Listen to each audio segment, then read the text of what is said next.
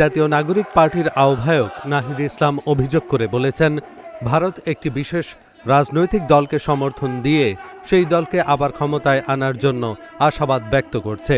তবে এ ধরনের কোনো ষড়যন্ত্র দেশের মানুষ রুখে দেবে। সোমবার রাতে লক্ষ্মীপুরের রামগঞ্জ পাইলট বালিকা উচ্চ বিদ্যালয় মাঠে নির্বাচনী পদযাত্রায় প্রধান অতিথির বক্তব্যে তিনি এসব কথা বলেন। নাহিদ ইসলাম বলেন, আমরা 2008 সালে দেখেছি ভারত ও বিভিন্ন বৈদেশিক শক্তি কিভাবে আওয়ামী লীগকে সমর্থন ও ষড়যন্ত্র করে ক্ষমতায় এনেছিল। এবার সেই ধরনের কোনো বিকল্প পরিকল্পনা করা হলে দেশের মানুষ শক্ত হাতে প্রতিহত করবে।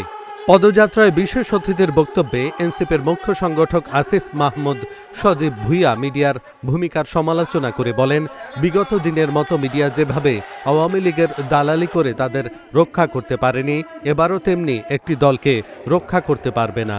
এ সময়ে দলের নেতাকর্মী ও বিপুল সংখ্যক সমর্থক পদযাত্রায় অংশ নেন এবং বিভিন্ন স্লোগানে মুখর করে তোলেন পুরো এলাকা। কৃষক কার্ড, ফ্যামিলি কার্ড, এটা হচ্ছে একটা প্রতারণার প্যাকেজ। এই প্যাকেজ তারা ধরিয়ে দিচ্ছে, জনগণকে বিভ্রান্ত করছে। বাংলাদেশের সংকট এখন কৃষক কার্ড, ফ্যামিলি কার্ডের না। বাংলাদেশের সংকট হচ্ছে বাংলাদেশের অর্থনীতিকে চাঙ্গা করা, ঋণ খেলাপিদের বিচারের আওতায় আনা, লুটেরাদের বিচারের আওতায় আনা এবং বাংলাদেশে যাতে বিনিয়োগ আসতে পারে সেই ধরনের স্থিতিশীল ব্যবস্থা তৈরি করা। আমরা সেই ধরনের পরিকল্পনা, সেই ধরনের ইস্তিহার নিয়ে কথা বলছি। আমরা শিক্ষা, স্বাস্থ্য, কর্মসংস্থান নিয়ে কথা বলছি। আমরা নারীদের নিরাপত্তা এবং কর্মসংস্থান নিয়ে কথা বলছি। প্রিয় রামগঞ্জবাসী, কয়েকদিন আগেই বাংলাদেশে ভারতীয় সাবেক একজন হাই কমিশনার একটি মন্তব্য করেছেন বাংলাদেশের নির্বাচন নিয়ে। 5ই আগস্টের পরে আমরা স্পষ্টভাবে বলেছি, বাংলাদেশের নির্বাচন রাজনীতি, অভ্যন্তরীণ কোনো বিষয় নিয়ে বিদেশি কোনো শক্তি কোনো ধরনের মন্তব্য করতে পারবে না, কোনো ধরনের পক্ষ অবলম্বন করতে পারবে না। কিন্তু তার সেই বক্তব্যে, মন্তব্যে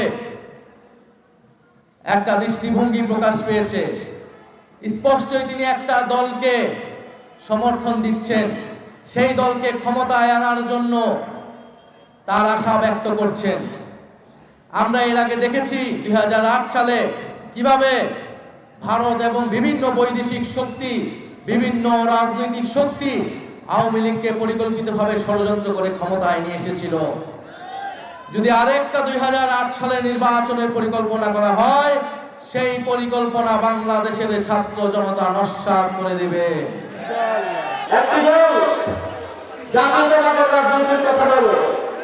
কিন্তু তাদের প্রার্থীদের একটা বড় অংশ বিদেশি নাগরিক। যখন আপনি ওদিকে জাতীয়তাবাদের কথা বলেন, আপনাকে নিজের দলের মধ্যে জাতীয়তাবাদ নিশ্চিত করতে হবে।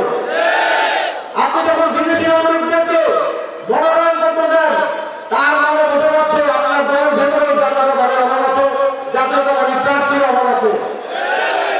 তারা বিভিন্ন জায়গায় দুর্নীতির বিরুদ্ধে কথা বলছে, অথচ আমরা দেখছি তারা 45 জন ঋণ খেলাপিদেরকে তারা প্রার্থী করেছে।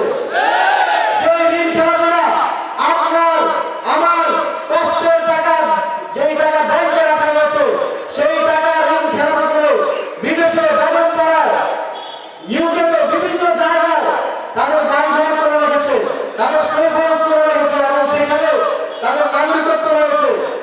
তাদেরকে মনোনয়ন দেওয়ার মাধ্যমে এই দলটি প্রমাণ করেছে তারা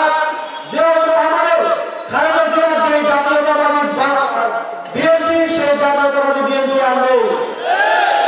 এখন বিনা জাতীয় বিএনপি আমরা দেখতে পাচ্ছি।